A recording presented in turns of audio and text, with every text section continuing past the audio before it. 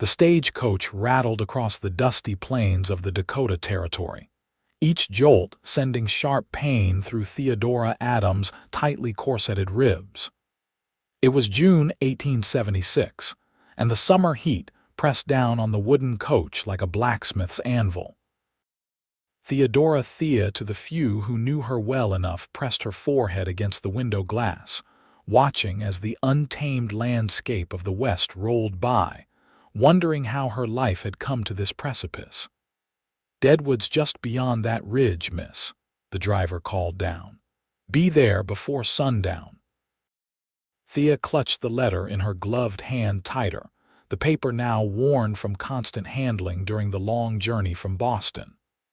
Her uncle's handwriting was crisp and businesslike, just as he had been in the 3 years since her parents' death, when he'd become her reluctant guardian. The arrangement with Mr. Bartholomew Wilkes, a man of considerable fortune and standing in Deadwood, had been made without her knowledge or consent. A man of 58 years to her 22. A favorable match, her uncle had called it when he'd handed her the stagecoach ticket. "You'll want for nothing. Except love," she thought bitterly. "Except choice." The stagecoach hit another rut, and Thea nearly tumbled from her seat. The elderly woman across from her, Mrs. Prescott, traveling to visit her son, gave her a sympathetic smile. "Almost there, dear." "My, you're looking quite pale. Are you feeling unwell?" "Just tired from the journey," Thea lied, forcing a smile. In truth, the closer they got to Deadwood, the more she felt like a condemned prisoner approaching the gallows. When they finally rolled into town, Deadwood revealed itself as a chaotic sprawl of wooden buildings, muddy streets, and the constant din of piano music spilling from saloons. Gold had been discovered in the Black Hills the previous year, and the rush had transformed what had been little more than a mining camp into a growing settlement. Men far outnumbered women by Thea's quick estimation as the coach rolled down the main street. "Whoa there!" The driver called to his team of horses as they pulled up to the Dakota Hotel. Deadwood Station. Thea gathered her modest carpetbag, all her uncle had allowed her to bring, and stepped down from the coach. Her green traveling dress, once crisp and proper when she departed Boston, was now wrinkled and dusty. She'd been instructed to wait at the hotel, where Mr. Wilkes would collect her the following morning, allowing her a night to rest before their introduction and immediate wedding. "Need help with your bags, miss?" a boy of about 12 asked, hovering nearby. "Thank you, but this is all I have," Thea replied, handing him a penny nonetheless. As she turned toward the hotel entrance, a commotion in the street caught her attention. A man on horseback had pulled up sharply to avoid colliding with a wagon loaded with mining equipment. His stallion reared, pawing at the air before settling back on all fours. The rider controlled the animal with expert ease, not even shifting in his saddle. "Watch where you're pointing that wagon, Harper," the horseman called out, his voice carrying across the street. "Sorry, Nate," the wagon driver responded with a wave. Thea couldn't help but stare. The horseman Nate sat tall in his saddle, broad-shouldered and lean. His face was partially shadowed by his hat, but she could see a strong jaw darkened by stubble. He couldn't have been more than 30. As if sensing her gaze, he turned his head in her direction, and for a brief moment their eyes met. Thea quickly looked away, remembering her place and purpose in Deadwood. She had no business admiring strange men on horseback when she was promised to another. With a heavy sigh, she climbed the steps to the hotel, only to pause when she realized she dropped her glove in the street. She turned back, but the glove was already being retrieved by the horseman, who had dismounted and was now approaching her, the delicate white fabric looking strange in his sun-browned hand. "This belonged to you, miss?" he asked, his voice lower and gentler up close. "Yes, thank you," Thea replied, accepting the glove and avoiding his gaze. "You just arrive in Deadwood?" he asked, removing his hat to reveal thick, dark hair that curled slightly at the ends. His eyes, she now saw, were a startling shade of blue, the color of the summer sky back home in Massachusetts. "Yes, just now," she answered, feeling an unexpected flutter in her chest.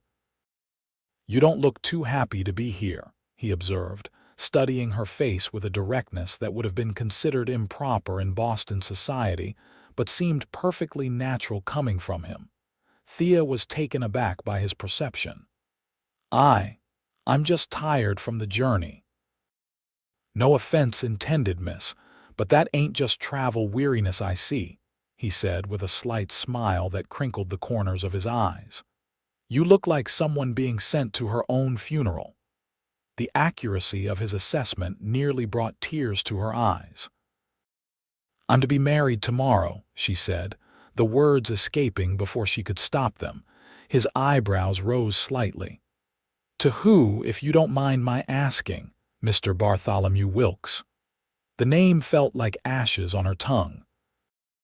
The man's expression changed, a brief shadow crossing his features before he carefully composed himself. "I see. Well, congratulations are in order then." Something in his tone made her look up. "You know him?" "Everyone in Deadwood knows Bart Wilkes," he said neutrally. "He owns half the mining claims in the hills." "And is he?" Thea hesitated, realizing the impropriety of asking a stranger about her future husband. "A good man," the cowboy finished for her. He seemed to consider his words carefully. "He's a successful businessman." Which wasn't an answer at all, Thea noted. "I'm Nathan Drake," he said, extending his hand before seeming to remember himself and withdrawing it with a sheepish smile. "Folks call me Nate." "Theodora Adams," she replied. "Most people call me Thea." "Well, Miss Thea, you don't look happy about that arrangement with Wilkes." The words were spoken quietly, meant only for her ears. "Pardon my forwardness, but I've found life's too short for unhappy arrangements." Before she could respond, the hotel clerk called from the doorway. "Miss Adams, we've been expecting you. Mr. Wilkes sent word to have your room prepared." Thea nodded to the clerk before turning back to Nate. "Thank you for returning my glove, Mr. Drake." "My pleasure." He placed his hat back on his head. "Welcome to Deadwood, Miss Adams." As she followed the clerk into the hotel, Thea couldn't help but glance back. Nathan Drake was still watching her, a thoughtful expression on his face. For the first time since leaving Boston, she felt something other than dread, a small, dangerous spark of possibility. The Dakota Hotel was modest by Eastern standards, but clearly one of the finer establishments in Deadwood. The clerk, a thin man with spectacles perched on his nose, led Thea to a small but clean room on the second floor. "Mr. Wilkes arranged for your supper to be brought up," the clerk informed her. "He thought you might prefer privacy after your journey, or perhaps he didn't want his bride to be seen before he could present her," Thea thought cynically. "Thank you," she said aloud. "That's very considerate." Once alone, Thea sat heavily on the bed, the reality of her situation crashing down upon her. Tomorrow she would meet and marry a man nearly 40 years her senior, a man she had never seen or spoken to. Her uncle had arranged it all, eager to be free of the burden of an orphaned niece, and no doubt handsomely compensated by Mr. Wilkes for his troubles. A knock at the door announced the arrival of her supper, along with a small note on expensive stationery. "My dear Miss Adams," it read in an elegant, if slightly shaky hand. "I trust your journey was comfortable. I look forward to our meeting tomorrow at 11 o'clock. I have arranged for the finest dress in Deadwood to be delivered in the morning. With anticipation, Bartholomew Wilkes." Thea set the note aside, her appetite gone. She moved to the window, looking out at the busy street below. Night was falling, but Deadwood seemed to be coming alive rather than settling down. Men moved between saloons, Laughter and music drifted up from below, and somewhere a woman sang a melancholy tune. In the fading light, she spotted a familiar figure across the street. Nathan Drake was emerging from a building whose sign proclaimed it to be Drake's Freighting and Supply. He stopped to speak with another man, laughed at something said, then glanced up toward her window. Thea stepped back quickly, her heart racing inexplicably. Sleep eluded her that night. She lay awake, contemplating her limited options. She had no money of her own, her uncle had seen to that, controlling her small inheritance completely. She knew no one in this wild territory. To refuse the marriage would mean destitution at best, starvation at worst. Morning came too quickly. As promised, a dress was delivered, a confection of ivory silk and lace that must have cost more than most miners earned in a year. Mr. Wilkes had it sent from Denver special. The maid who delivered it explained, clearly impressed. Nothing like it in all of Deadwood. Thea fingered the expensive fabric, wondering what kind of man spent such money on a bride he'd never met. Was it generosity or simply the flaunting of wealth? She'd soon find out. With the maid's help, she dressed and arranged her honey-brown hair in a modest style. The face that looked back at her from the small mirror seemed like that of a stranger, pale, with wide green eyes that couldn't hide their apprehension. At precisely 11 o'clock, there was a knock at her door. Thea took a deep breath, squared her shoulders, and opened it to find not Mr. Wilkes, but a young man in a smart suit. "Miss Adams, I'm Thomas, Mr. Wilkes's assistant. He awaits you in the hotel parlor." Thea followed him downstairs, each step feeling heavier than the last. The parlor was empty save for one man who stood with his back to her, looking out the window. He turned as she entered, and Thea had to work to keep her expression neutral. Bartholomew Wilkes was tall and straight-backed despite his age. His hair and beard were silver white, his face deeply lined but dignified. He was dressed in an expensive suit that emphasized his still broad shoulders. But it was his eyes that Thea noticed most, sharp and assessing, like a man evaluating a horse before purchase. "Miss Adams," he said, his voice deep and cultured, "a pleasure to finally meet you. Your uncle's descriptions did not do you justice." "Mr. Wilkes," Thea replied with a small curtsy, "thank you for your kind welcome. I trust your accommodations were satisfactory." "Yes, thank you." "Excellent." He gestured to a chair. "Please sit. We have much to discuss before the ceremony this afternoon." Thea sat, her back rigid, hands folded in her lap. "I understand this arrangement may seem unconventional to a young lady of your upbringing," Wilkes began, remaining standing. "But I assure you, you will want for nothing as my wife. I have the largest house in Deadwood, 3 stories, with proper furnishings brought in from Chicago. I employ a full staff, including a Chinese cook who once served in the governor's mansion in San Francisco." "That sounds very comfortable," Thea managed to say. "Indeed. And while Deadwood may seem rough now, it is growing rapidly. We already have plans for an opera house by next year." He paced as he spoke, hands clasped behind his back. "Your primary duties will be to oversee the household and act as hostess when I entertain business associates. In time, of course, there will be the matter of an heir." Thea felt her cheeks burn at the implication. "I'm not a young man," Wilkes continued matter-of-factly, "but I am in excellent health. My first wife, God rest her soul, gave me no children before she passed. I expect you will be more fortunate." The coldness with which he discussed their future intimate relations made Thea's stomach turn. This wasn't a marriage, it was a business transaction, with her body and future as the commodity being traded. "I see," she said quietly. "You'll find I'm not an unreasonable man, Miss Adams. I expect loyalty and obedience, of course, but in return, You'll enjoy privileges few women in the territory can claim." He finally sat across from her. "Now, do you have any questions before we proceed to the Reverend's home?" 1,000 questions raced through Thea's mind. Did he love her? Could he ever? Did that even matter to him? Instead, she asked, "May I have some time to freshen up before the ceremony, Mr. Wilkes?" The journey was quite tiring.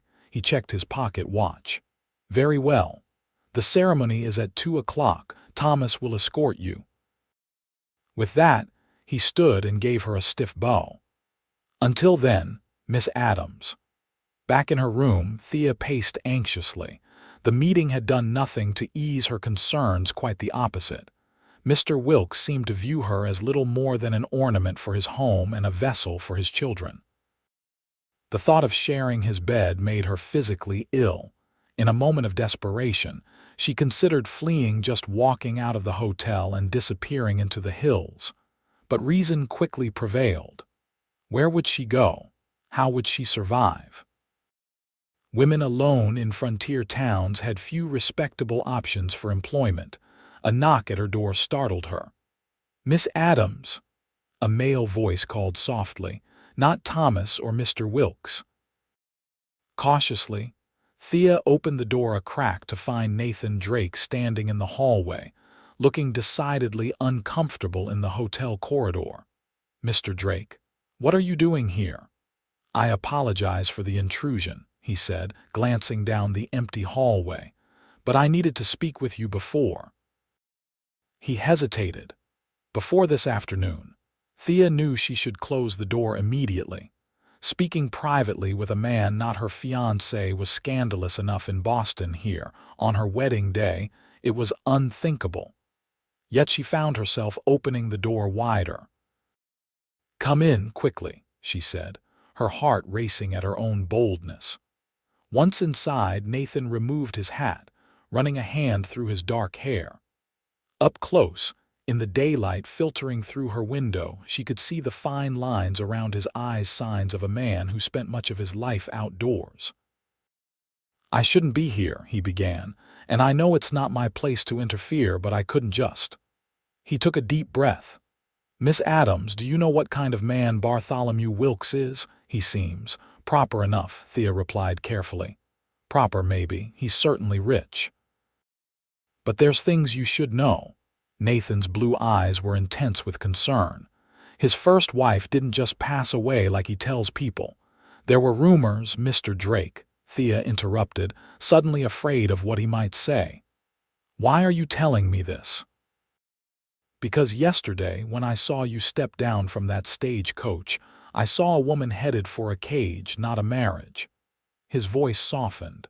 "And I couldn't stand by and say nothing." "What would you have me do?" Thea asked, her own voice barely above a whisper. "I have nowhere else to go, no means to support myself." "You could." Nathan hesitated, then seemed to make up his mind about something. "I have a proposition for you, Miss Adams. Not the kind you're thinking," he added quickly, seeing her expression. "I own the freighting business here in Deadwood. I deliver supplies to the mining camps, bring mail in and out of town. It's honest work and it pays well." "What does that have to do with me?" "I need someone to manage the office, keep the books. My previous clerk left for the gold fields last month, and I've been struggling to keep up with the paperwork while still making the runs." He paused. "The job comes with room and board above the office. It's small, but it's clean and safe." Thea stared at him in disbelief. "You're offering me employment. A woman you just met. I'm offering you a choice," he corrected. "One you didn't have before." "Why?" she asked, studying his face for any sign of deception. "Why would you do this for a stranger?" Nathan looked away for a moment. "Let's just say I've seen what happens to people trapped in arrangements they never wanted. It rarely ends well for anyone involved." Thea moved to the window, her mind racing. The offer was unexpected, almost miraculous, but also terrifying. To refuse, Mr. Wilkes would create a scandal. Her uncle would disown her completely. She would be alone in this wild town, dependent on the kindness of a man she barely knew, and yet. "The ceremony is at 2 o'clock, she said softly. "My office is across from the hotel if you decide." Nathan placed his hat back on his head. "The offer stands until then." After he left, Thea sat on the edge of the bed, trembling slightly. For the first time since her parents' death, she had a real choice before her, a difficult, dangerous choice, but a choice nonetheless. At 1:30, Thomas knocked on her door to escort her to the ceremony. Thea opened it, still dressed in her traveling clothes rather than the wedding gown. "Miss Adams, aren't you ready? Mr. Wilkes is waiting." "I'm afraid I'm feeling unwell," she said, the lie coming easily to her lips. "Please inform Mr. Wilkes that I need to postpone the ceremony until tomorrow." Thomas looked alarmed. "He won't be pleased, miss. He has business associates coming for the wedding supper." "I understand, but I can hardly stand at the moment." She feigned a slight wobble. "Perhaps you could ask the hotel to send up some tea." "Of course, miss. I'll inform Mr. Wilkes immediately." Once Thomas departed, Thea moved quickly. She changed into her simplest dress, packed her few belongings in her carpet bag, and scribbled a brief note to Mr. Wilkes, apologizing for the deception but explaining that she could not in good conscience enter a marriage without affection. With her heart pounding so loudly she was sure it could be heard throughout the hotel, Thea slipped down the back stairs and out into the alley behind the building. She made her way around to the main street, keeping her head down as she crossed to Drake's Freighting and Supply. The bell above the door jingled as she entered. Nathan looked up from a ledger, surprise and then understanding crossing his face as he took in her traveling clothes and carpet bag. "You've made your decision," he stated simply. "I have," Thea confirmed, her voice steadier than she expected. "I accept your offer of employment, Mr. Drake." He nodded once, his expression unreadable. "You should know that this won't be easy. Wilkes isn't a man who takes kindly to being refused, and this town talks. I understand the risks. Then welcome to Drake's Freighting and Supply, Miss Adams." He extended his hand, and this time Thea took it without hesitation. His grip was warm and firm, calloused from work yet gentle with her fingers. "Let me show you to your quarters." As they climbed the narrow stairs to the rooms above the office, Thea felt a curious mixture of terror and exhilaration. For the first time in years, her future was entirely her own, uncertain, perhaps even dangerous, but hers to shape as she chose. And that, she decided, was worth whatever consequences might follow. The room above Drake's Freighting and Supply was indeed small, but as Nathan had promised, it was clean and comfortable. A narrow bed stood against one wall, a small writing desk beneath the window, and a washstand in the corner. A faded but cheerful quilt covered the bed, and curtains of simple muslin framed the window that overlooked the bustling main street of Deadwood. "It's not much compared to what Wilkes could offer," Nathan said, watching her reaction carefully. "It's perfect," Thea replied and meant it. The room might be modest, but it represented something priceless: independence.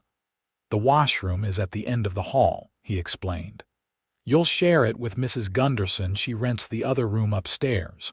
She's a widow, works at the hotel laundry. Good woman, keeps to herself mostly."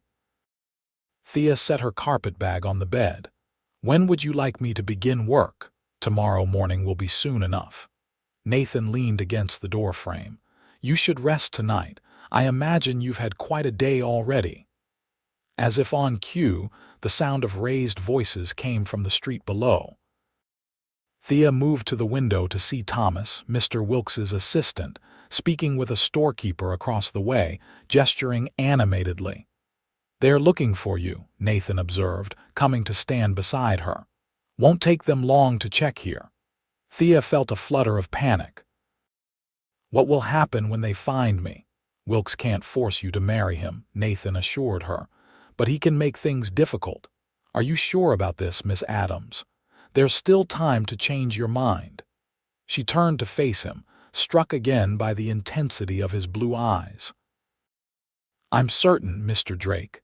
A loud knock on the door downstairs interrupted them. Nathan grimaced. "That didn't take long. Stay here. I'll handle this." Thea remained by the window, listening to the muffled conversation below. Though she couldn't make out the exact words, the tone was clear enough. Demands from Thomas, followed by Nathan's calmer but firm responses. After several minutes, the bell at the door jingled again and silence fell. When Nathan returned, his expression was grim. "Wilkes knows you're here. Thomas delivered a message. You're to return to the hotel immediately or face the consequences." "What consequences could there possibly be?" Thea asked, trying to sound braver than she felt. "In a town like Deadwood, plenty." Nathan ran a hand through his hair. "Wilkes owns the bank, has investments in most of the businesses here. He's not a man used to being denied what he wants." "Are you suggesting I should go back?" "No," he said quickly. "I'm just making sure you understand what you're up against." He hesitated. "There's something else you should know. Wilkes's first wife, she didn't die of illness like he claims. The rumors say she took her own life after years of his controlling behavior." Thea sank onto the bed, the confirmation of her fears leaving her cold. "You tried to tell me earlier. I didn't want to frighten you, but now that you've made your choice, you deserve to know the truth." Nathan's voice softened. "For what it's worth, I think you've made the right decision, a brave one." "Not brave," Thea corrected. "Desperate, perhaps, but I couldn't." She trailed off, unable to put into words the revulsion she'd felt at the thought of being Wilkes's wife. "Either way, you're not alone in this," Nathan assured her. "I meant what I said about the job. You'll earn your keep, and no one can say otherwise." A second knock, louder and more insistent than the first, thundered from downstairs. "That'll be Wilkes himself," Nathan said grimly. "Stay here. Lock the door behind me." This time, Thea crept to the top of the stairs where she could hear the conversation more clearly. "Where is she, Drake?" Bartholomew Wilkes's cultured voice had an edge of cold fury that made Thea shiver. "Miss Adams has accepted a position as my clerk," Nathan replied evenly. "She's made her decision clear. This is absurd. The woman is my fiancée. We have an agreement. With her uncle, perhaps, not with her." "I don't know what game you're playing, Drake, but it ends now." Wilkes's voice hardened further.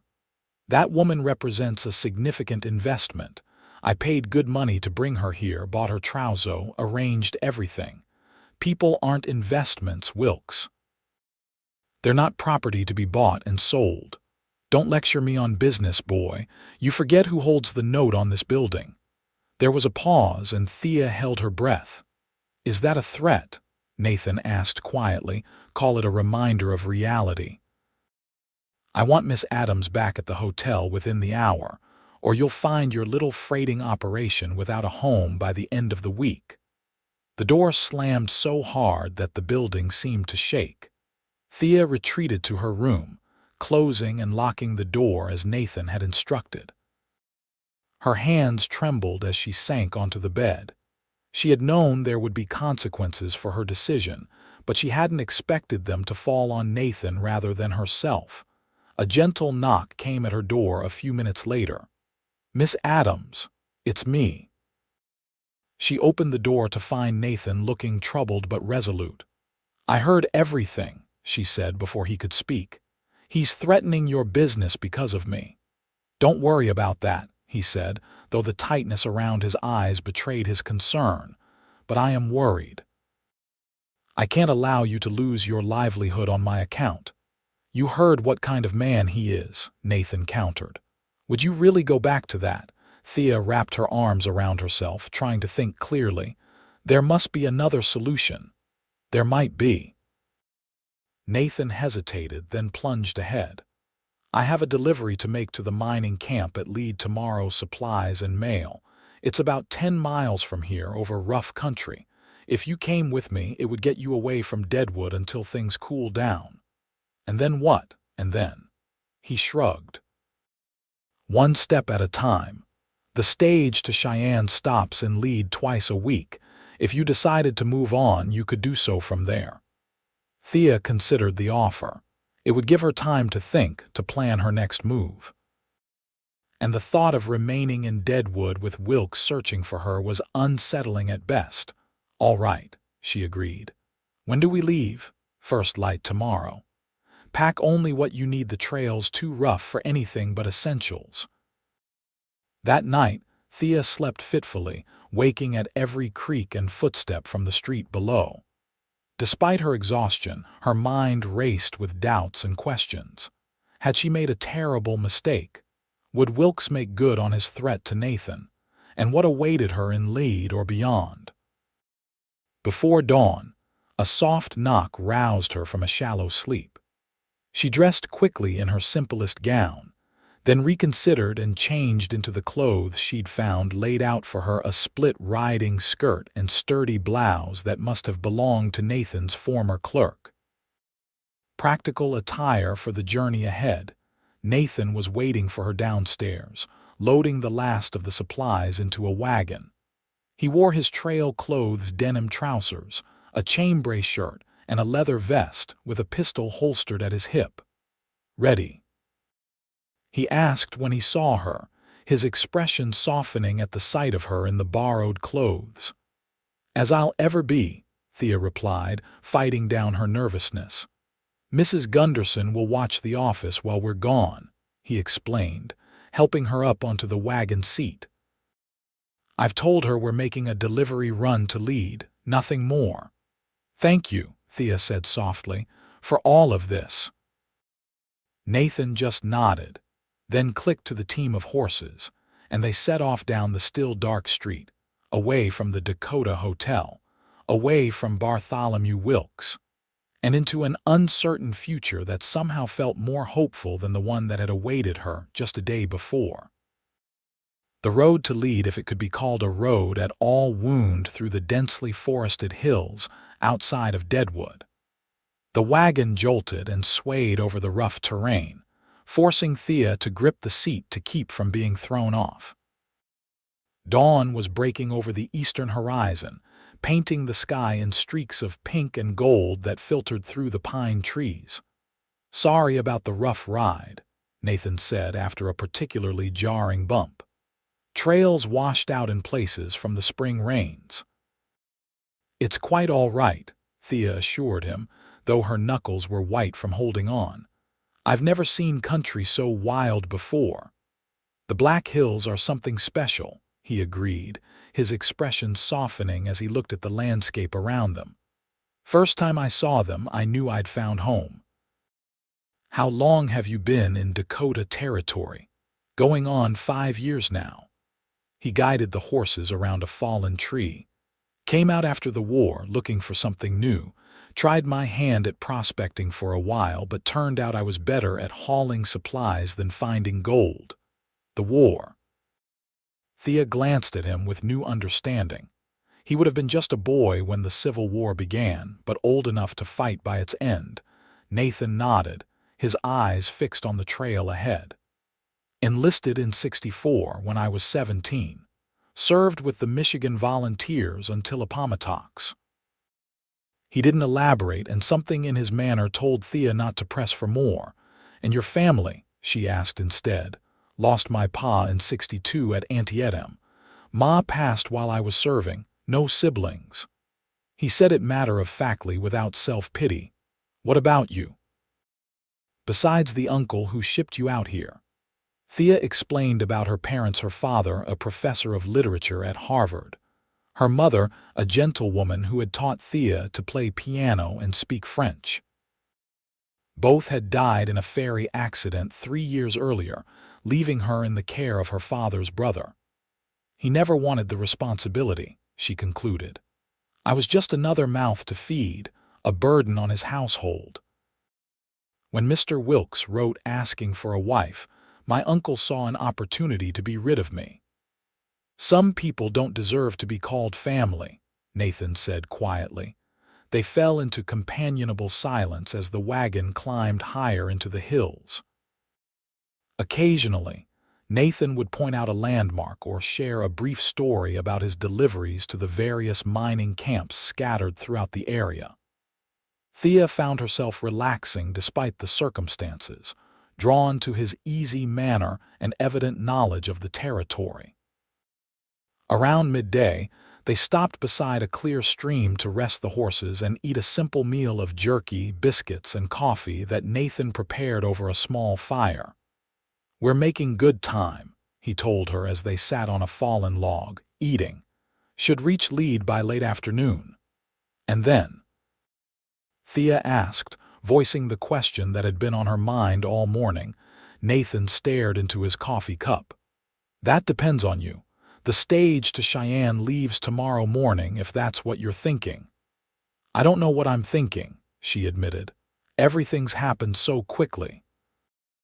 Yesterday morning I was resigned to marrying Mr. Wilkes, and now you're on the run with a man you barely know, heading to a mining camp even rougher than Deadwood," he finished with a wry smile.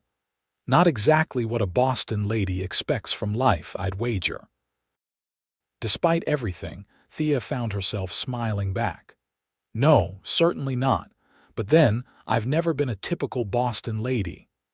Nathan's eyes met hers, and something passed between them, a moment of understanding, perhaps, or the beginning of something deeper. Then he cleared his throat and stood. "We should get moving. Still have a few hours on the trail ahead of us." As they continued their journey, the terrain grew steeper and the forest thicker. Nathan explained that they were following an old game trail that cut through to lead faster than the main road, though it was more challenging for the wagon. "Only locals know this route," he told her. "Anyone following would take the main road." "You think someone is following?" Thea asked, alarmed by the implication. "Just being cautious," he replied, though his eyes scanned the trees more frequently now. "Wilkes isn't a man who gives up easily." They were descending a particularly steep section of trail when the crack of a rifle shot echoed through the trees. Nathan reacted instantly, pulling Thea down from the seat and into the bed of the wagon. "Stay down," he ordered, drawing his pistol as another shot splintered the wood near their heads. "What's happening?" Thea gasped, heart pounding in her chest. "Ambush," Nathan said grimly. "Could be road agents, or Wilkes's men." He peered carefully over the side of the wagon, then ducked back as another shot rang out. "Two of them, I think. Up on that ridge."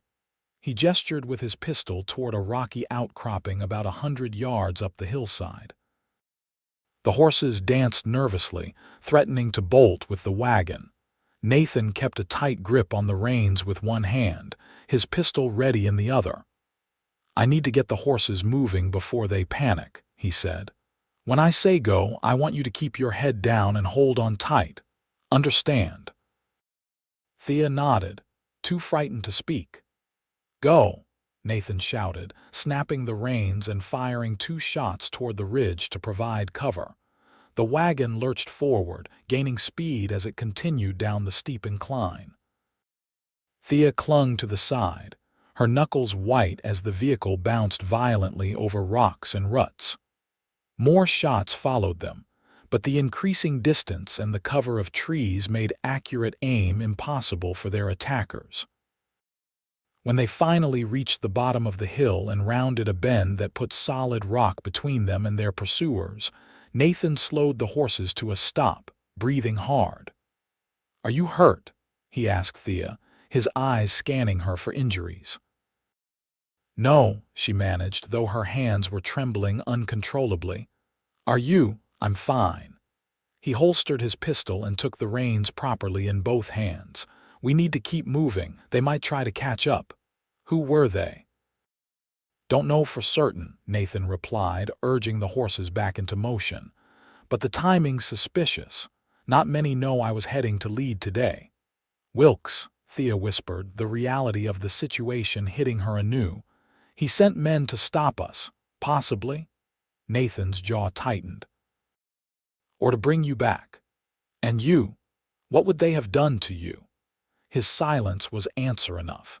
They pushed on through the afternoon, taking a different route than Nathan had originally planned, a longer way around that added nearly 2 hours to their journey but kept them off the main trails. By the time the mining camp of Lead came into view, the sun was low in the western sky, bathing the rough collection of buildings in golden light. Lead was smaller than Deadwood but no less bustling.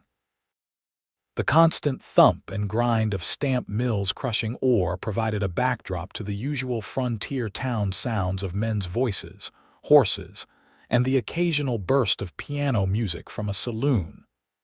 "We'll stay at the Miners' Rest," Nathan decided as they drove into town.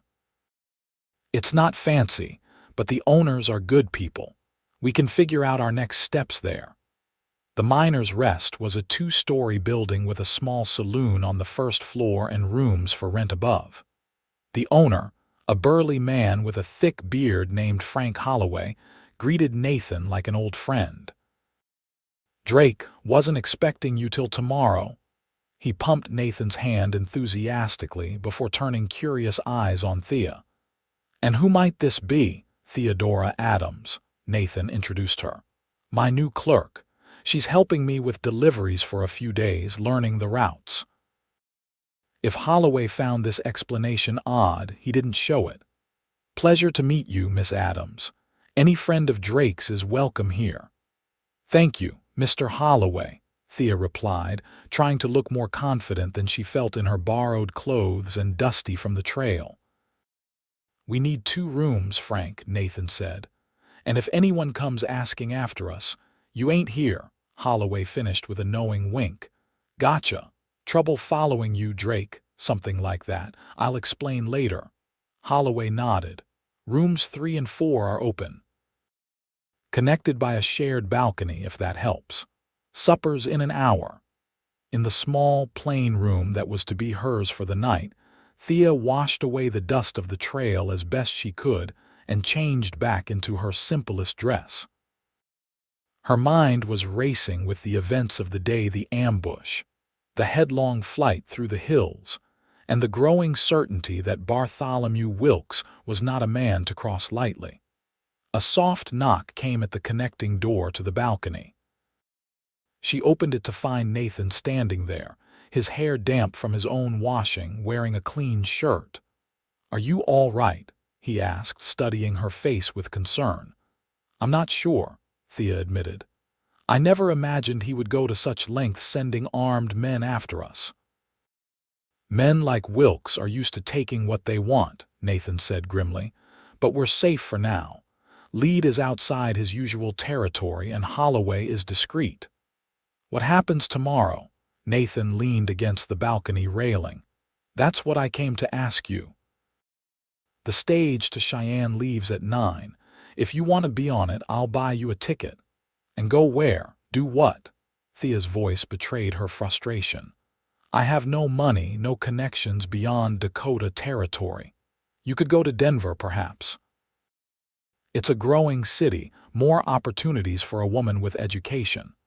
Thea considered this, trying to imagine herself alone in a strange city, seeking employment with no references or experience. The prospect was daunting. What if? She began hesitantly. "What if I stayed?" "Worked for you, as we discussed." Nathan's expression was unreadable. "Deadwood wouldn't be safe for you, not with Wilkes there."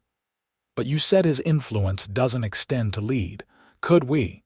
Could your business operate from here?" He looked surprised by the suggestion. "It's possible. There's plenty of freight coming in and out of the mines here." But Thea, it was the first time he'd used her given name, and it sent an unexpected warmth through her. "Are you sure that's what you want?" "I don't know what I want," she confessed. "Except that I don't want to keep running, and She hesitated, then forged ahead. "I trust you, Nathan. I know that's foolish after only a day, but I do." Something shifted in his blue eyes, a softening, a warming. "Not foolish," he said quietly, just unexpected for both of us. The moment stretched between them, full of unspoken possibilities. Then from below, Holloway's voice bellowed up that supper was ready. Nathan straightened. "We should go down. We can talk more after we eat." As they descended the stairs to the small dining room where Holloway's wife was laying out a hearty meal, Thea realized that, for the first time since leaving Boston, she was looking forward to what tomorrow might bring rather than dreading it. Supper at the Miner's Rest was simple but abundant: beef stew, fresh bread, and apple pie for dessert. Mrs. Holloway, a cheerful woman with rosy cheeks, fussed over Thea like a mother hen. "You're far too thin, dear," she declared, serving Thea a second helping of stew despite her protests. "A woman needs her strength out here in the territory." The Holloway's dining room was shared by a few other guests: a geologist from the mining company, a drummer selling equipment to the mines, and an elderly prospector who ate in silence, his eyes occasionally drifting to Thea with undisguised curiosity. Female faces were still rare enough in Lead to draw attention. After the meal, Nathan drew Frank Holloway aside for a private conversation, while Mrs. Holloway insisted on showing Thea to a small sitting room where she could relax like a proper lady for the evening. "It's not often I get female company," Mrs. Holloway confided as she poured Thea a cup of tea. "Most women who pass through here are either wives of mining engineers or, well, not the sort one invites for tea." Thea smiled, grateful for the woman's kindness. "It's lovely to have a moment of civilization. The journey from Deadwood was rather more exciting than I anticipated." Mrs. Holloway's eyes twinkled. "I imagined so, traveling with Nathan Drake. Fine man, though. One of the few genuine gentlemen in these hills, for all his rough appearance." "You've known him long, since he first came through Lead, about 4 years ago. Started with just one wagon delivering mail between the camps. Built himself quite a business since then." She leaned forward confidentially. "Half the unmarried women in the territory have set their caps for him, but he keeps to himself mostly. Work and more work, that's Nathan." Before Thea could respond to this intriguing information, the door opened and Nathan himself appeared, his expression serious. "Pardon the interruption, Mrs. Holloway, but I need to speak with Miss Adams." Of course, of course." The older woman rose with a knowing smile. "I'll just see to the dishes."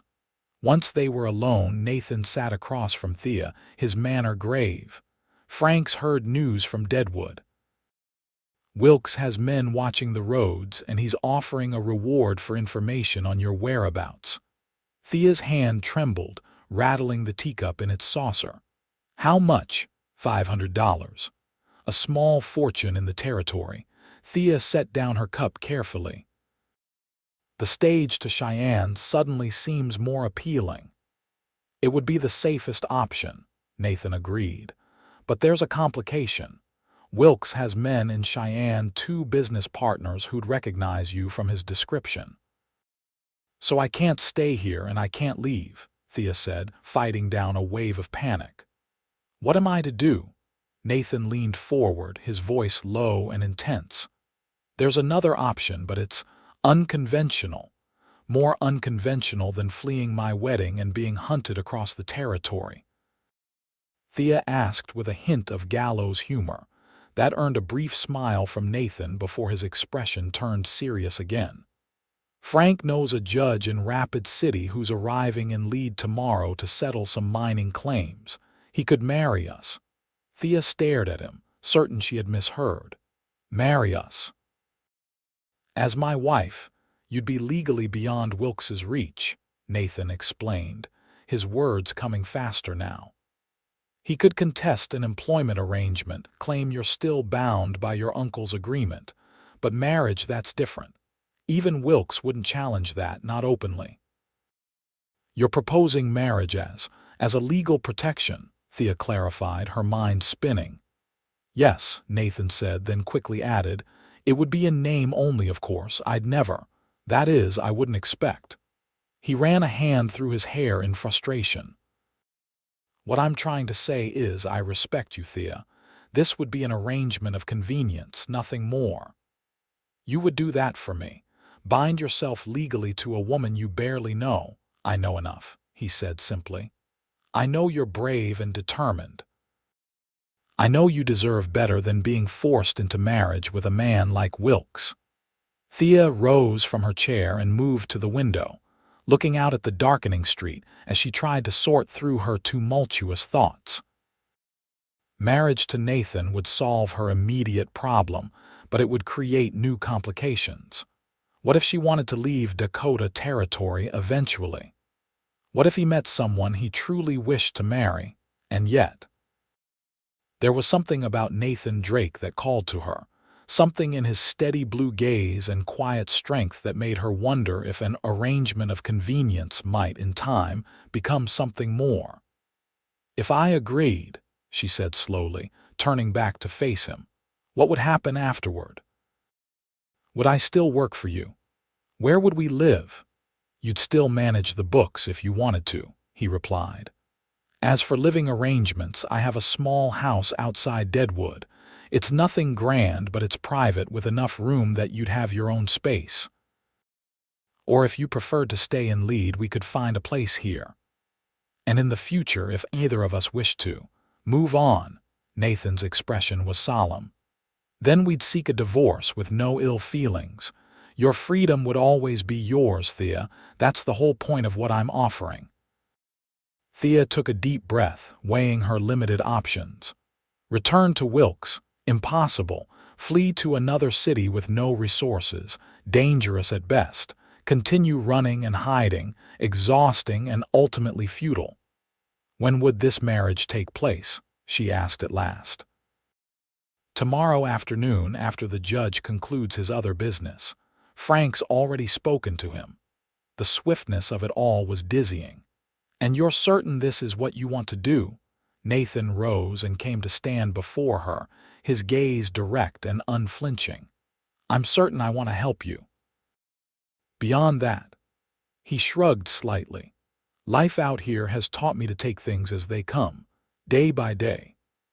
Thea studied his face, the strong line of his jaw, the small scar near his left eyebrow, the surprising gentleness in eyes that had seen war and the harsh realities of frontier life. Could she trust this man with her future? Did she have any better choice? Very well, she said quietly. I accept your proposal, Mr. Drake. A flicker of something relief, anticipation, crossed his features before he nodded solemnly. Then we'll speak to the judge tomorrow. As Thea prepared for bed that night in her small room at the Miner's Rest, she wondered at the strange turns her life had taken. A week ago, she had been in Boston, resigned to a loveless marriage arranged by her uncle. Now she was in a mining town in Dakota Territory, about to enter another marriage, one of convenience rather than coercion, but a marriage nonetheless, to a man she had known for all of 2 days. Was she making another mistake? Or was this the first true choice she had made for herself in years? Sleep eluded her as she turned these questions over in her mind.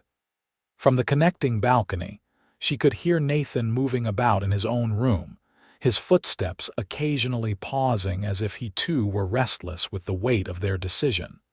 Morning came with a clarity that surprised Thea.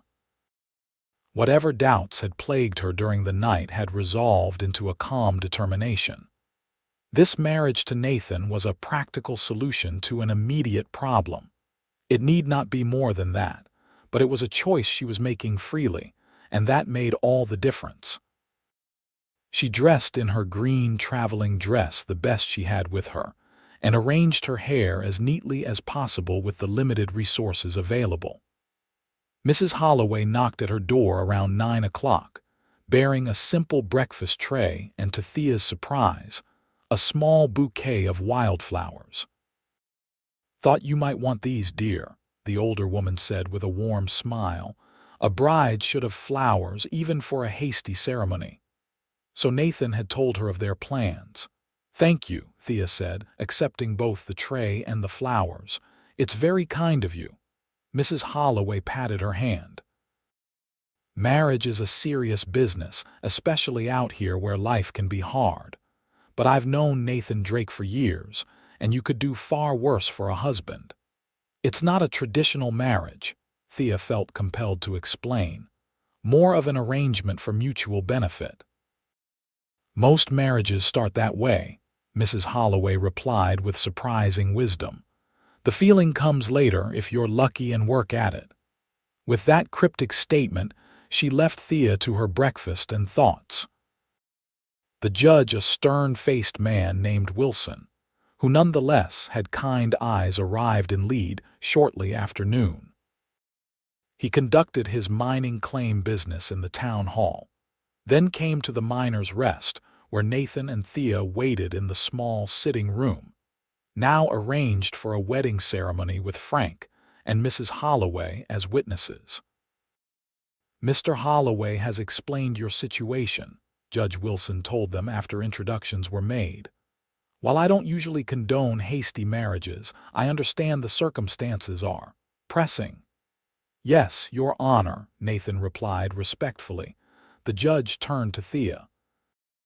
"Miss Adams, are you entering into this marriage of your own free will?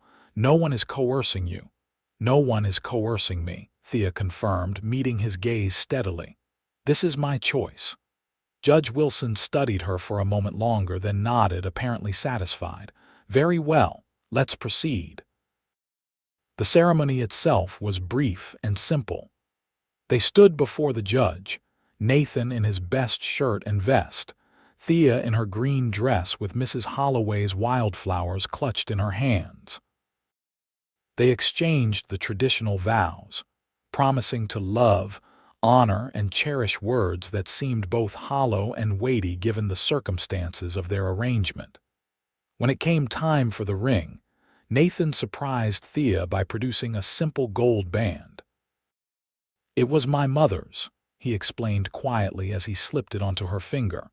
"It was slightly too large, but it would serve. By the authority vested in me by the territory of Dakota, I now pronounce you husband and wife," Judge Wilson declared. "You may kiss your bride, Mr. Drake." A momentary awkwardness fell between them. They hadn't discussed this part of the ceremony. Then Nathan leaned forward and placed a gentle, chaste kiss on Thea's lips, brief but curiously affecting, sending an unexpected warmth through her.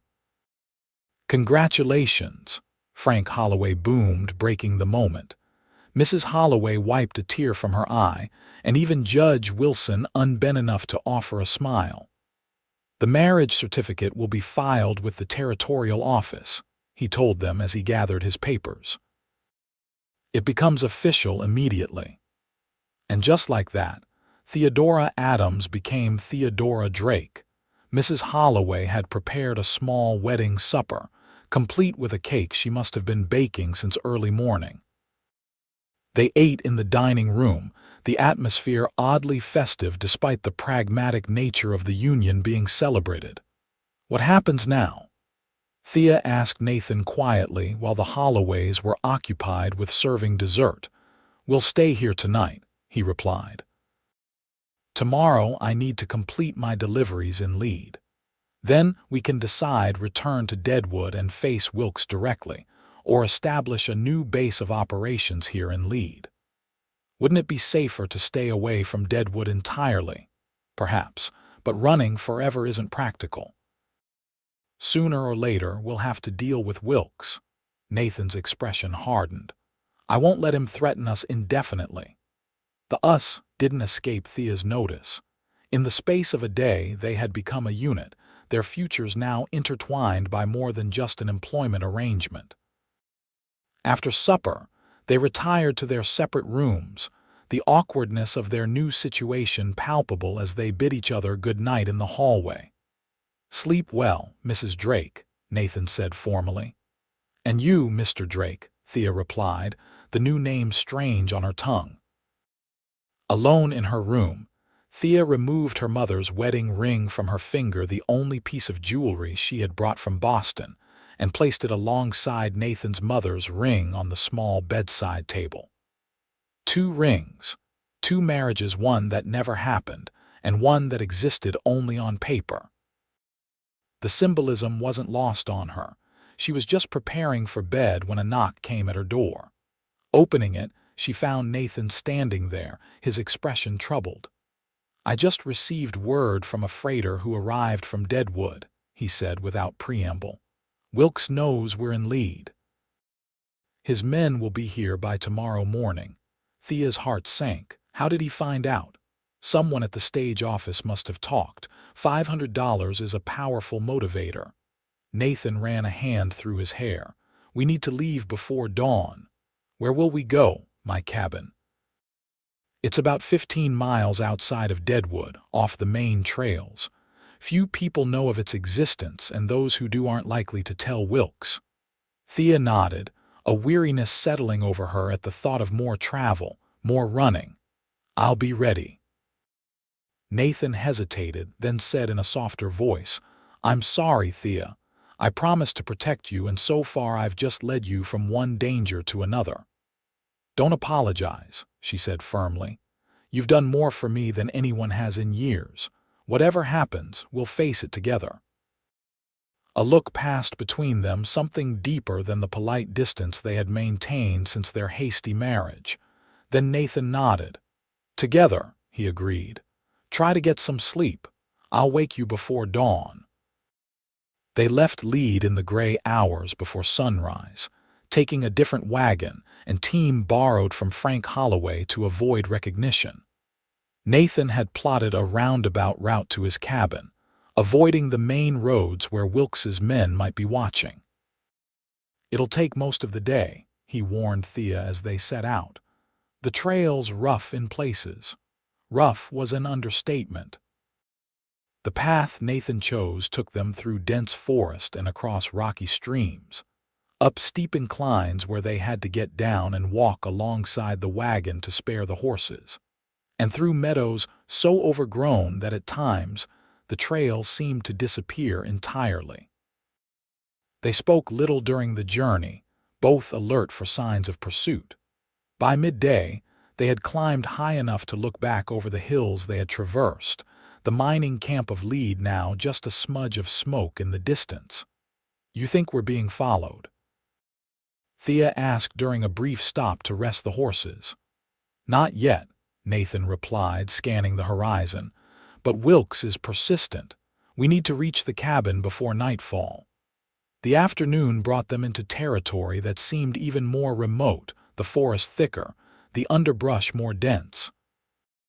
Nathan navigated with the confidence of someone who knew these hills intimately, occasionally pointing out landmarks, a lightning-struck tree, an unusual rock formation that meant nothing to Thea but clearly guided his way. As the sun began its descent toward the western horizon, the forest opened up to reveal a small clearing.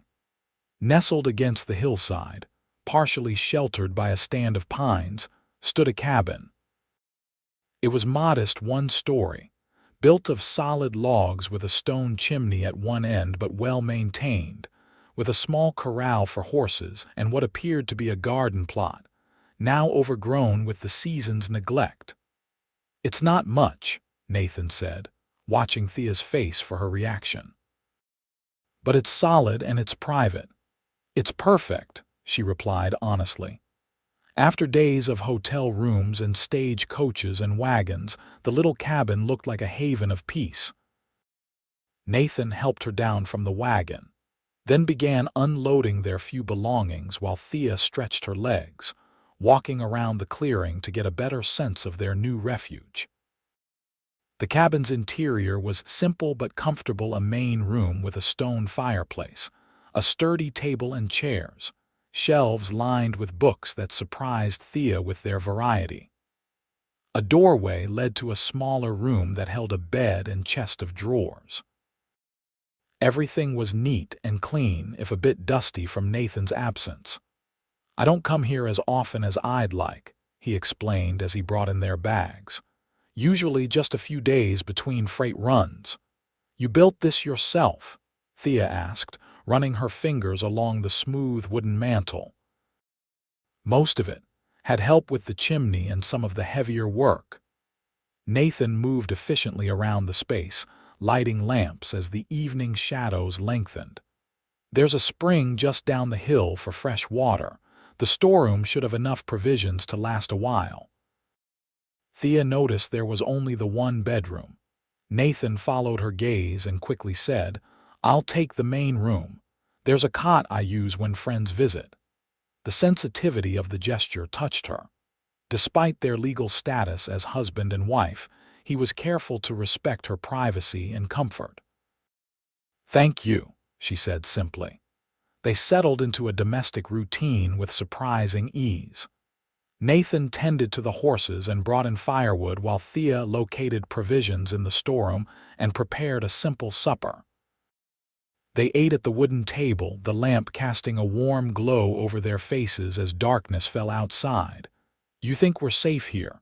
Thea asked, breaking a comfortable silence. "For now," Nathan replied. "Even if Wilkes learns about this place, it's defensible. One approach, good sight lines." He saw her expression and added gently, "But it likely won't come to that. Once he realizes you're legally my wife, he'll have to accept it." "Will he, though?" Thea set down her fork. "He strikes me as a man who doesn't accept defeat easily." "No," Nathan admitted. "He doesn't, but neither do I." There was a quiet determination in his voice that reassured her. Whatever came next, she wasn't facing it alone. After supper, Thea insisted on washing the dishes while Nathan brought in more firewood for the night. When he returned, he found her standing by the bookshelf, examining his collection. "Quite a library for a frontier cabin," she observed. "Thoreau, Emerson, Shakespeare." "My father was a schoolteacher before the war," Nathan explained, setting down the wood by the fireplace. "Reading was important in our house." "Mine too," Thea said, a wistful note entering her voice. "My father used to read to us every evening Shakespeare in winter, Wordsworth in spring. You must miss them very much." "Every day," she acknowledged. "But it gets easier with time. The sharp pain fades to a more manageable ache." Nathan nodded, understanding in his eyes. "That's been my experience too." Another moment of connection, of shared experience. Thea was beginning to realize how many such moments had accumulated between them in the short time they had known each other. They stayed up a while longer, talking softly by the fire. Nathan told her more about his freighting business, the routes he traveled, the people he met. Thea shared stories of her life in Boston, her education. Her dreams before her parents' death had altered her path so dramatically. "It's getting late," Nathan finally said, noticing Thea trying to stifle a yawn. "You should get some rest. It's been a long day." "Yes," she agreed, suddenly shy about retiring to his bedroom while he slept in the main room. "Good night, then." "Good night, Thea." In the small bedroom, Thea changed into her nightgown and slipped under the quilts on the bed, breathing in the unfamiliar scent of the cabin wood smoke, pine, and a subtle hint of something she was coming to recognize as uniquely Nathan. Despite her exhaustion, sleep was slow to come as her mind replayed the events that had brought her to this place, this moment. A week ago, she had been preparing to marry a stranger, a man old enough to be her father, chosen for her without regard for her feelings. Now she was married to a different stranger, a man closer to her own age who had risked his business and possibly his life to help her escape a fate she feared. What strange turns life could take in the span of a few days, and what new turns might lie ahead. With that thought drifting through her mind, Thea finally surrendered to sleep. Days at the cabin fell into a peaceful rhythm. Nathan spent the mornings tending to necessary chores, repairing a loose shingle on the roof, mending the corral fence, ensuring their security. Thea took charge of the domestic sphere, cleaning the cabin's interior, preparing meals from the stored provisions, and even discovering an old journal where she began keeping track of their supplies, the bookkeeper in her unable to remain idle. They were cautious about venturing far from the cabin, aware that Wilkes's men might still be searching the hills.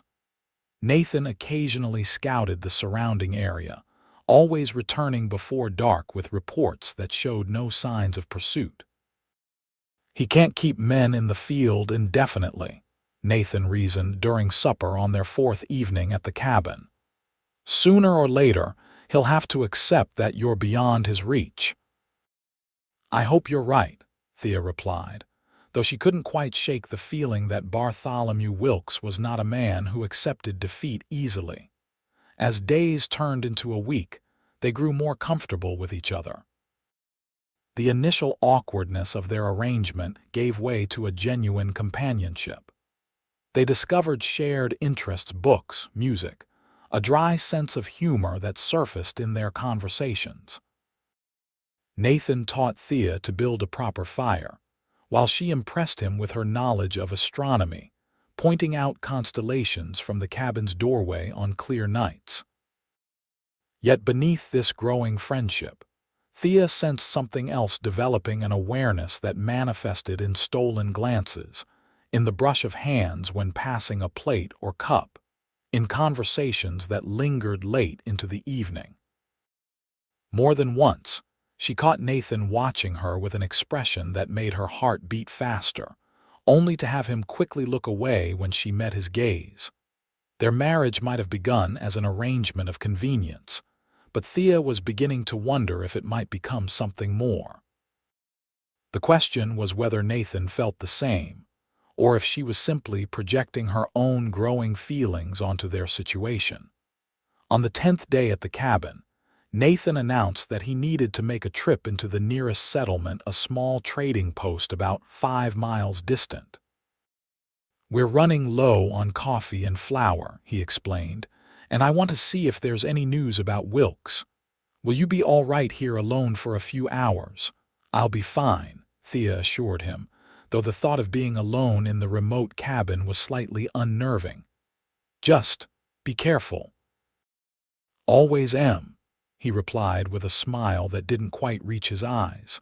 After Nathan departed, Thea busied herself with chores to keep her mind occupied. She was in the garden plot, clearing weeds and planning what might be planted come spring, when she heard the sound of approaching horses, more than one, by the cadence of hoofbeats. Her first thought was that Nathan had returned with company, but something instinct perhaps told her otherwise. Moving quickly but quietly, she retreated to the cabin, closing and barring the door behind her. Through the window, she watched as 3 riders emerged from the trees into the clearing. She recognized none of them, but their manner alert, weapons ready, spreading out to approach the cabin from different angles, marked them clearly as Wilkes's men. How they had found the cabin, she couldn't guess, but they were here now, and Nathan was miles away. Thea's heart pounded in her chest as she considered her options. The cabin had no back door, only the windows, which were too small for a grown person to climb through. Nathan kept a rifle above the fireplace, but she had no idea how to use it effectively. She was, essentially, trapped.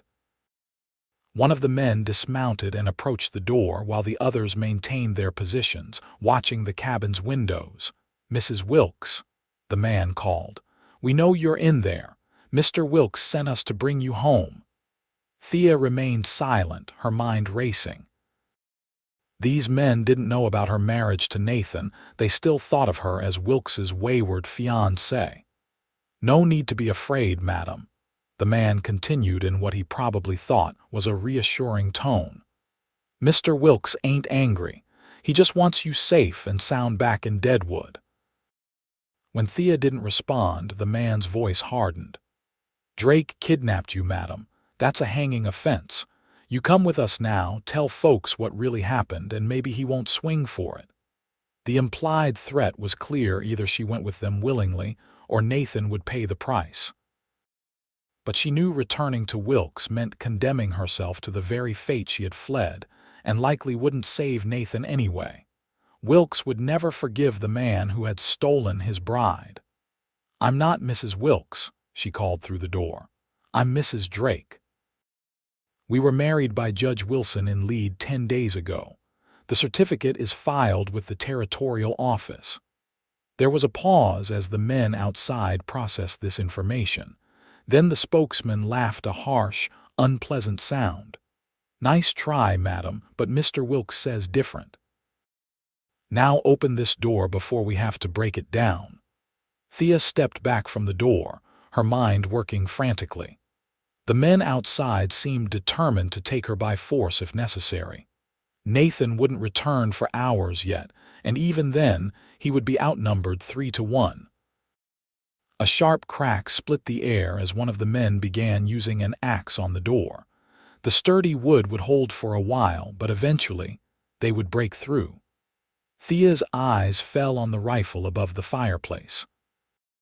She had never fired a gun in her life, but perhaps she didn't need to. Perhaps the mere threat would be enough to buy time. She reached up and took down the weapon, surprised by its weight. Holding it awkwardly, she moved to the window nearest the door, where she could be seen by the man with the axe. "Stop right there," she called, her voice steadier than she felt. "I have a rifle and I will use it." The man paused, glancing toward the window where she stood. His eyes widened slightly at the sight of the weapon in her hands. "Now, madam, don't do anything foolish," he said, lowering the axe slightly. "The foolish thing would be continuing to break down that door," Thea replied. "I've told you the truth. I am legally married to Nathan Drake. I will not be returning to Deadwood with you or anyone else." The three men exchanged glances, clearly uncertain how to proceed in the face of armed resistance. Thea took advantage of their hesitation to press her point. "Mr. Wilkes has been misinformed about my situation. If he wishes to contest the marriage, he can do so through legal channels, but I will not be coerced." The leader of the group frowned, then gestured for his companions to fall back toward their horses. "This ain't over, madam," he called. "Mr. Wilkes wants you back, and what Mr. Wilkes wants, he gets." "Not this time," Thea said firmly, though her arms were beginning to ache from holding the rifle steady. With a final warning glare, the man mounted his horse, and the three riders departed the clearing, disappearing back into the trees. Only when they were completely out of sight did Thea lower the weapon, her hands shaking with delayed reaction to the confrontation. She replaced the rifle above the fireplace, then sank into a chair, her legs suddenly weak. She had stood up to Wilkes's men, had bluffed her way through a dangerous situation, but she harbored no illusions that this was the end of the matter. They would be back, perhaps with more men next time. When Nathan returned later that afternoon, leading a pack mule laden with supplies, Thea met him at the door with the full story of what had transpired in his absence. "I should never have left you alone," he said, his expression darkening with anger and concern as he listened. "Did they threaten you, hurt you?" "No, they were oddly polite, considering they were trying to kidnap me," Thea replied. "But they'll be back, Nathan. They said as much." Nathan nodded grimly, unloading the supplies with quick, efficient movements that betrayed his tension. "We need to leave tonight. If they found this place once, they'll return with more men." "Where can we go?" Thea asked. "Lead isn't safe, and neither is Deadwood. There's a ranch about 20 miles north of here, owned by a friend from the war, Tom Sullivan. He'd give us shelter while we figure out our next move." Nathan paused in his work, fixing Thea with a serious gaze. "I'm sorry, Thea. I thought marriage would protect you, give you legal standing against Wilkes, but it seems he's determined to ignore the law entirely." "It's not your fault," she assured him. "You've done everything possible to help me." "Not everything," Nathan said quietly. "Not yet. There was something in his voice, a resolve, a determination that both reassured and concerned Thea. What was he planning? They worked quickly to prepare for departure, packing only essentials that could be carried on horseback rather than by wagon. The plan was to travel light and fast, using the cover of darkness to slip away undetected. As night fell, they made final preparations. Nathan loaded his pistol and rifle, securing them for easy access during the journey. Thea changed into the split riding skirt for easier travel on horseback.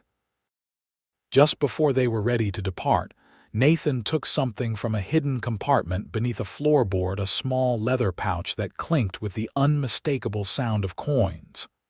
"Emergency funds," he explained, tucking it inside his vest. "Should be enough to get us a fresh start if needed."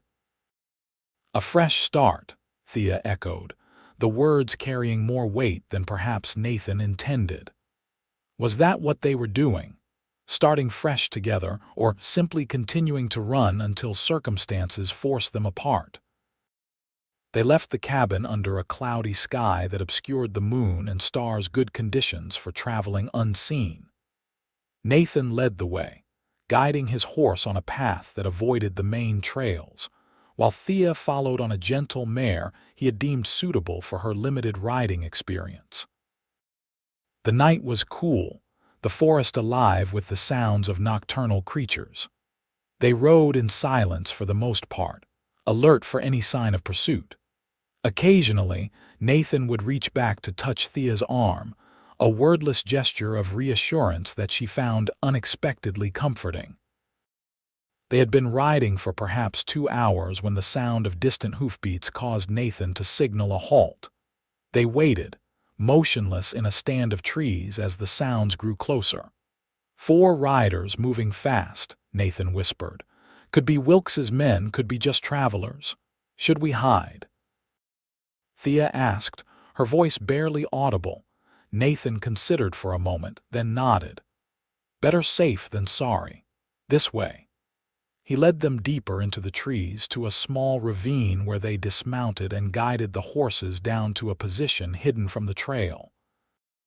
They crouched together beside the animals, Nathan's arm around Thea's shoulders to keep her steady on the uneven ground. The riders passed above them on the trail, moving at a steady clip. Through the branches, Thea caught glimpses of dark shapes against the night sky. Whether they were Wilkes's men or innocent travelers was impossible to tell, but the danger passed without their position being discovered.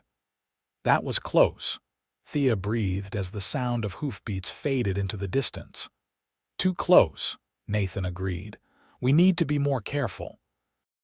From here on, we'll stay off the trails completely." The rest of the night's journey was slower and more difficult as a result, picking their way through dense forest and across rocky terrain. By the time the eastern sky began to lighten with the approach of dawn, they had covered perhaps 15 miles, not as far as Nathan had hoped, but a significant distance nonetheless. "We'll rest here for a bit," he decided as they reached a small clearing beside a stream. "Give the horses a chance to drink and graze. We should reach Sullivan's ranch by midday." They dismounted, both stiff from the long night in the saddle. Thea's legs trembled as she tried to stand, unaccustomed to so many hours of riding. Nathan caught her elbow, steadying her. "All right?" he asked, concern evident in his face even in the dim light of early dawn. "Just tired," Thea assured him, "and sore in places I didn't know could be sore." That drew a soft chuckle from Nathan. "Riding gets easier with practice. You did well for your first long journey."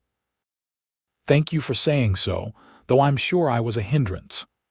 "Never that," he said with a warmth that sent a pleasant shiver through her despite her exhaustion.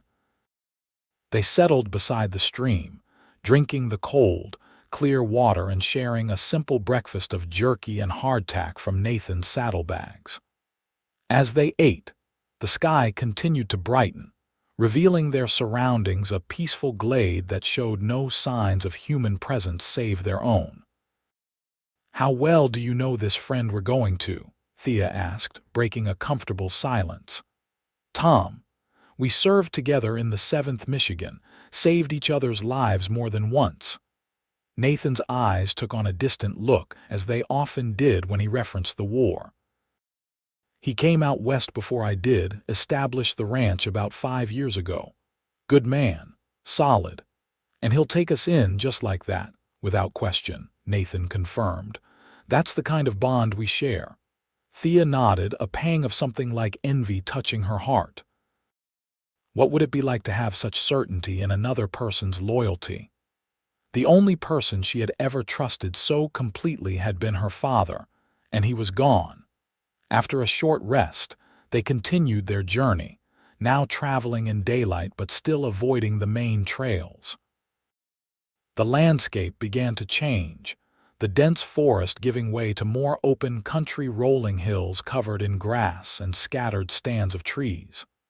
In the distance, mountains rose against the horizon, their peaks still capped with snow even in summer. Sullivan's ranch is just beyond that ridge, Nathan said, pointing ahead around midday. Another hour and we'll be there. They were crossing an open meadow when the shot rang out. Nathan's horse reared, nearly throwing him, while Thea's mare skittered sideways in alarm. Get down! Nathan shouted, already sliding from his saddle and pulling Thea from hers. They crouched low in the tall grass as another shot whistled overhead. Who's shooting? Thea gasped, her heart hammering in her chest. Don't know yet, Nathan replied grimly, drawing his pistol. But they're ahead of us, between us and Sullivan's ranch. Wilkes's men, likely. They must have guessed our destination somehow. Nathan's eyes scanned the ridge where the shots had originated. We need to get to cover. See that stand of trees to our left. When I say go, run for it. I'll cover you. What about you? I'll be right behind you. He squeezed her hand briefly. Ready? Go! Thea ran, crouching low in the grass, her skirt catching on the undergrowth as she moved. Behind her, she heard Nathan fire 2 shots toward the ridge, providing cover for her retreat. She reached the trees and pressed herself against the largest trunk, breathing hard, watching anxiously for Nathan. He appeared moments later, moving in a zigzag pattern that made him a difficult target. Just as he reached the tree line, a shot rang out, and he stumbled, clutching his left arm. Nathan, Thea cried, rushing to him. I'm all right, he grunted, though his face was pale. Just grazed me. Thea could see blood seeping between his fingers where he gripped his upper arm. Let me see, she insisted, helping him deeper into the cover of the trees. The wound was indeed a graze, painful and bleeding freely, but not life-threatening. Thea tore a strip from her petticoat and bound it tightly around Nathan's arm to staunch the flow of blood. Thank you, he said, his eyes meeting hers with an intensity that made her breath catch. You're steady under pressure, Thea Drake. The use of her married name sent an unexpected warmth through her, despite their precarious situation. What now? She asked, glancing toward the ridge where their attackers lurked. We can't go forward, and going back means open ground where we'd be easy targets. Nathan checked his pistol, grimacing as the movement pulled at his wounded arm. We need to circle around, try to reach Sullivan's ranch from a different direction. And the horses? They've bolted, but they'll likely head for the ranch on their own. Sullivan will recognize mine and know something's wrong. The hope that help might be coming was small comfort as they began making their way through the woods, keeping to dense cover as much as possible. Nathan moved more slowly than before, the wound in his arm clearly causing him pain, though he did his best to hide it. They had been traveling for perhaps an hour, working their way around the ridge in a wide arc, when they heard voices ahead.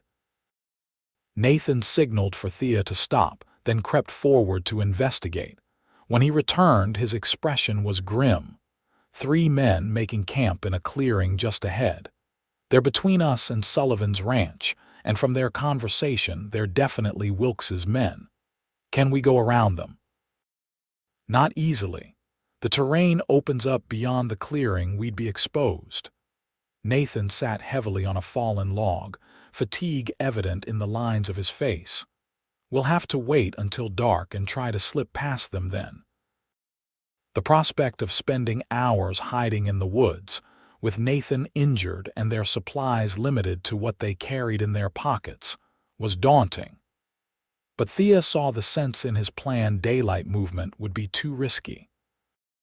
They found a sheltered spot beneath a rocky overhang, hidden from view by thick underbrush.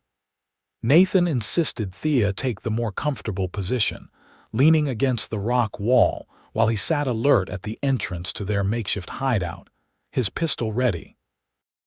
As the afternoon wore on, Thea noticed Nathan growing paler, his movements more stiff. When she checked his wound, she found the makeshift bandage soaked through with blood. "You're still bleeding," she said, worry creeping into her voice. "It's not as bad as it looks," he assured her, though his eyes were unnaturally bright. "Just needs a proper cleaning and bandaging once we reach Sullivan's." Thea wasn't convinced. She knew enough about wounds to recognize the early signs of fever, the flush on his cheeks, the slight tremor in his hands. The graze might not be deep, but infection was a constant danger in field conditions. "You need rest," she insisted. "I'll keep watch for a while."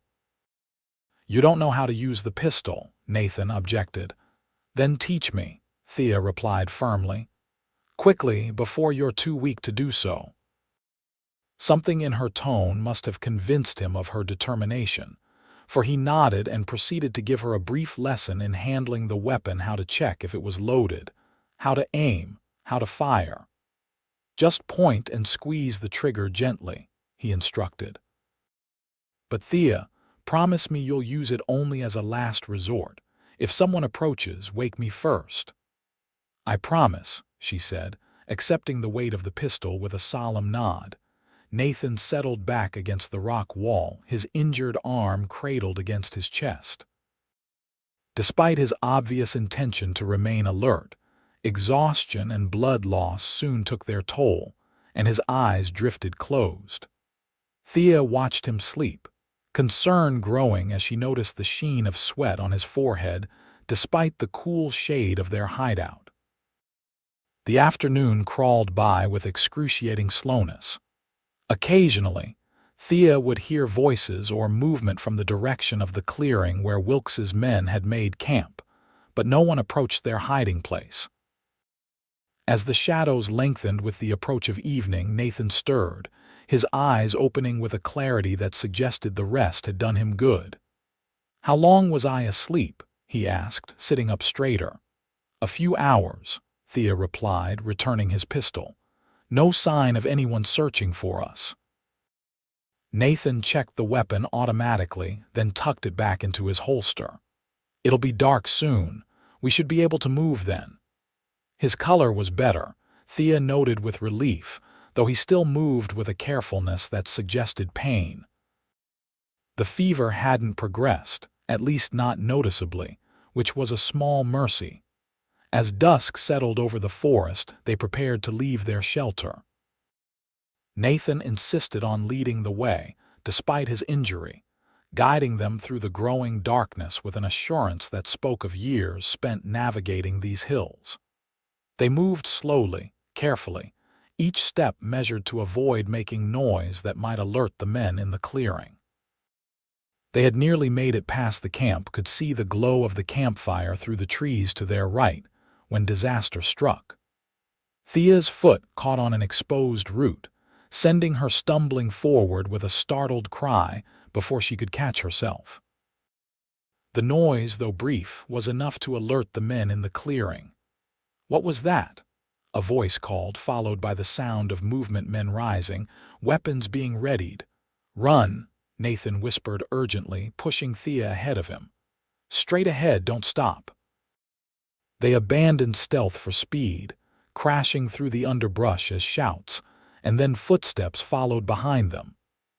Thea's heart pounded in her ears as she ran, branches whipping at her face and arms, her skirt tangling around her legs. Nathan stayed close behind her, occasionally glancing back to gauge the pursuit. The forest began to thin, giving way to open grassland the edge of Sullivan's ranch property. Thea realized with a surge of hope. If they could just reach the ranch house. A shot rang out behind them, then another. Nathan grunted, stumbling slightly but keeping his feet. "Keep going," he gasped, pushing her forward. They broke from the tree line into open ground just as the moon emerged from behind a cloud, illuminating the landscape. In the distance, perhaps half a mile away, Thea could see lights the windows of a house, their destination so tantalizingly close. "Almost there," Nathan encouraged, his breath coming in harsh gasps now.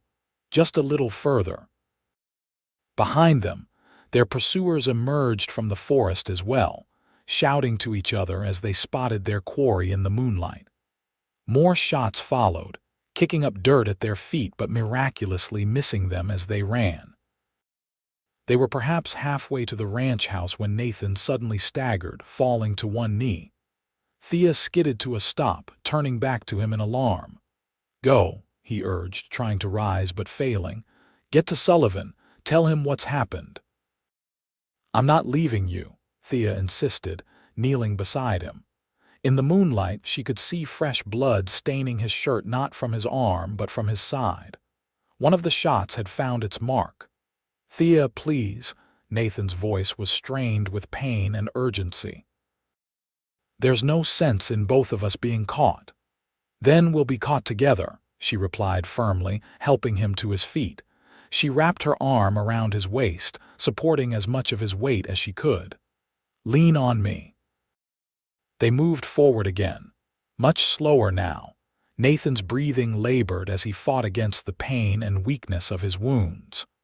Behind them, their pursuers were gaining ground, the sound of their footsteps and voices growing louder with each passing moment. Then, just as Thea was certain they would be overtaken, a new sound reached them, the thunder of approaching hoofbeats, coming not from behind but from ahead. Riders, moving fast toward them from the direction of the ranch. "Sullivan," Nathan gasped, relief evident in his voice. "It has to be."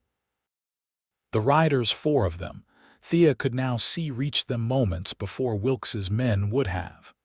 They formed a protective circle around Nathan and Thea, rifles raised toward the approaching threat. "That's far enough," one of the riders called, a big man with a voice that carried authority. "This is Sullivan property. You're trespassing." Wilkes's men slowed, then stopped, clearly reassessing their odds against 4 armed riders. "We're here on Mr. Wilkes's authority," one of them called back. "That woman is his fiancée, kidnapped by Drake here." "That true, Nathan?" The lead rider, Sullivan, Thea assumed asked without taking his eyes off the interlopers. "No," Nathan replied, his voice weak but clear. "Thea is my wife. We were married in Lead 10 days ago. Judge Wilson officiated." Sullivan nodded once. "You heard the man. The lady's his wife, legal and proper. Now you boys have a choice. You can turn around and head back to Deadwood with your hides intact, or you can press this matter and leave my property feet first. Your decision." There was a tense moment as Wilkes's men considered their options. Then, with muttered curses, they began backing away. "Mr. Wilkes ain't gonna be happy about this," one called as a parting shot. "Mr. Wilkes can take it up with the territorial court if he has a complaint," Sullivan replied evenly. "Now get." Only when the men had disappeared back into the forest did Sullivan dismount and approach Nathan and Thea. "You look like hell, Drake," he said, but the concern in his voice belied the harsh words. "Let's get you to the house. Mary's got a healing touch with bullet wounds." With Sullivan's help, Nathan was lifted onto one of the horses. Another rider dismounted to offer his horse to Thea, choosing to walk the short distance back to the ranch house. As they set off, Nathan reached out to grasp Thea's hand briefly. "Told you we'd make it," he said with a weak smile. "Yes, you did," she replied, blinking back tears of relief and fear. "Now let's get you patched up so I can properly scold you for being shot twice in one day." His chuckle, though pained, was the sweetest sound Thea had heard all day. The Sullivan Ranch house was a substantial structure, 2 stories of solid timber construction, with a wide porch wrapping around 3 sides. Light spilled from every window as they approached, suggesting the household had been alerted to expect company. A woman appeared at the door as they rode into the yard, tall and capable-looking, with graying hair pulled back in a no-nonsense bun. This, Thea surmised, was Mary Sullivan, Tom's wife. Her businesslike demeanor shifted to concern as she saw Nathan's condition. "Bring him straight to the guest room," she directed, already rolling up her sleeves. "Janie, fetch my medicine box and plenty of hot water." A young girl of perhaps 16, the Sullivan's daughter, presumably hurried to obey, while Tom and another man helped Nathan from his horse and into the house. Thea followed closely, unwilling to let Nathan out of her sight after all they had been through. The guest room was simple but comfortable, with a large bed that seemed to dwarf Nathan as he was laid upon it. Mary Sullivan immediately began cutting away his bloodied shirt to expose the wounds beneath. "Bullet went clean through the side," she announced after a brief examination. "Painful, and he's lost blood, but it didn't hit anything vital by the grace of God. The arm's just a graze, though it needs proper cleaning." She glanced up at Thea. "You his wife?" Thea nodded, finding her voice. "Yes, Theodora Drake." Mary's eyes softened slightly. "Well, Mrs. Drake, if you've got a strong stomach, I could use your help. If not, there's coffee in the kitchen." "I'll help," Thea said firmly, rolling up her own sleeves. For the next hour, Thea assisted Mary in cleaning, disinfecting, and bandaging Nathan's wounds. The bullet wound in his side was indeed a clean through and through, as Mary had said, but it required careful cleaning to prevent infection. The graze on his arm was less serious, but still needed attention. Throughout the process, Nathan drifted in and out of consciousness, sometimes gripping Thea's hand so tightly during the most painful moments that she feared her fingers might break. When they had finished, Nathan lay pale but resting comfortably, a light sheet drawn over his bandaged torso. Mary wiped her hands on a clean towel, nodding with satisfaction at their work. "He'll be weak for a while from the blood loss, but he should heal well enough with proper care and rest," she told Thea. "Your husband's a strong man. Your husband." The words still sent a flutter through Thea's chest, though they had been legally married for over a week now. She looked down at Nathan's sleeping face, struck by how vulnerable he seemed in repose, the usual alertness and strength temporarily absent. "Come," Mary said gently, touching Thea's shoulder. "You need food and rest yourself. He'll sleep for a while now with the laudanum I gave him." Reluctantly, Thea followed Mary to the kitchen, where a simple but hearty meal awaited: beef stew, fresh bread, and strong coffee. Tom Sullivan sat at the head of the table, his weathered face grave as he listened to Thea recount the full story of her near marriage to Wilkes, her escape with Nathan, their hasty wedding in Lead, and the subsequent pursuit that had led them to the Sullivan Ranch. "Bartholomew Wilkes," Tom said when she had finished. "I've had dealings with him. Not a man who takes defeat gracefully, as you've discovered." "Will he continue to pursue us?" Thea asked, the fear that had been momentarily forgotten during the crisis of Nathan's injury returning in full force. "Hard to say," Tom replied thoughtfully. "His men saw you were protected here. They know I'm not a man to be trifled with, but Wilkes himself." He shrugged. "A man with his resources and temperament might not be so easily discouraged. What can we do?" "For now, you're safe here," Mary assured her, refilling Thea's coffee cup. "No one crosses onto Sullivan land without Tom knowing about it. Nathan can recover his strength and you can catch your breath after that." She exchanged a glance with her husband. Well, one problem at a time. Despite her exhaustion, Thea found it difficult to leave Nathan's side that night.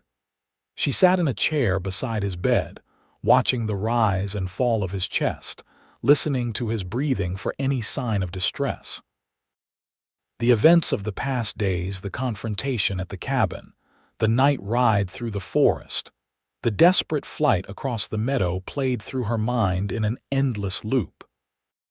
She must have dozed off eventually, for she woke with a start to find pale morning light filtering through the curtains and Nathan's blue eyes open, watching her. "You shouldn't sleep in a chair," he said, his voice rough but stronger than she had expected. "Bad for your back." "You shouldn't get shot," she countered, moving to sit on the edge of the bed. "Bad for everything." That brought a weak smile to his face. "Fair point." He tried to shift position and winced. "How bad is it, Mrs.? "Sullivan says you were lucky the bullet went through clean, didn't hit anything vital." Thea poured a glass of water from the pitcher on the bedside table and helped him drink. "But you've lost blood and you need rest." Nathan nodded, settling back against the pillows. "Sullivan's men." "Did they drive off Wilkes's men?" "Yes, they're gone. For now, at least." Thea hesitated, then asked the question that had been nagging at her. "Nathan, what happens next? We can't impose on the Sullivans indefinitely, and Wilkes seems determined to." She trailed off, unsure how to articulate the threat that still hung over them. "We'll figure it out," Nathan assured her, reaching for her hand. His grip was weaker than usual but still warm and reassuring. Together. Together. Such a simple word, yet it carried so much meaning in that moment. Thea squeezed his hand gently, a silent acknowledgement of the promise in that single word. The next few days fell into a quiet rhythm at the Sullivan Ranch. Nathan's recovery progressed well under Mary Sullivan's capable care and Thea's constant attention. By the third day, he was able to sit up in bed for short periods. By the fifth, he insisted on moving to a chair by the window for part of the day. Thea found herself welcomed into the household routines. She helped Mary with cooking and mending, learned about ranch operations from Tom, and even assisted young Janie with her studies.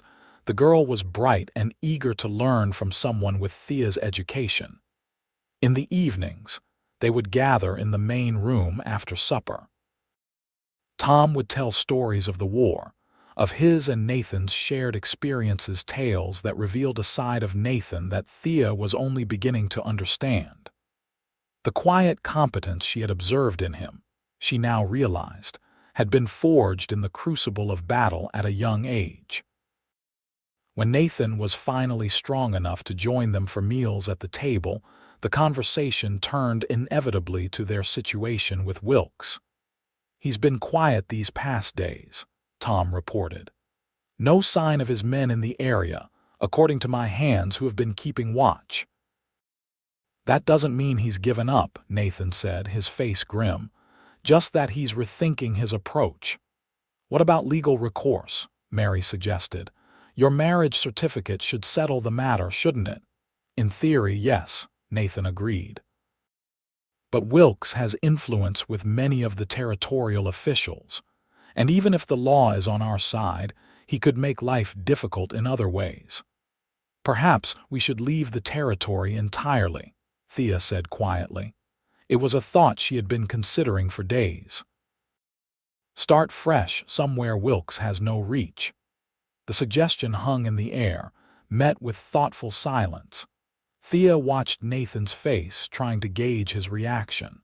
Was he willing to abandon the business he had built, the life he had established in Dakota Territory, for her sake?